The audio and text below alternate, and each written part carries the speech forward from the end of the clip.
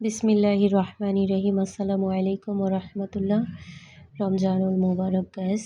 তো হচ্ছে রোজার সময় আসলে নুডলস ওভাবে করে রান্না করা হয় না, কারণ ইফতারের সময় যেটা খাওয়া হয় এরপর আর কোনো কিছু চাইলেও খাওয়া যায় না, আর ইফতারের সময় নুডলস খেতেও ইচ্ছা হয় না।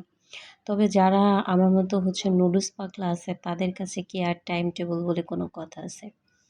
তো তখন রাত মেবি 2টা কি 2:30 বাজে। তো হঠাৎ করে মন চাইলো যে নুডলস খাবো। তো যেই কথা সেই কাজ, আমার আবার এরকম স্যুপ নুডলস খুব পছন্দ। তাই বেশি কিছু দেইনি, জাস্ট পানি, সরিষার তেল, ডিম, নুডলস আর কাঁচামরিচ, আমি কাঁচা পেঁয়াজও দেইনি, আর নুডলসের যেই মশলা।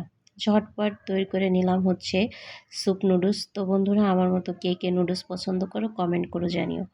ভালো থেকো সবাই। আল্লাহ হাফেজ। নেক্সট আবার অন্য কোনো ভিডিও নিয়ে চলে আসবো।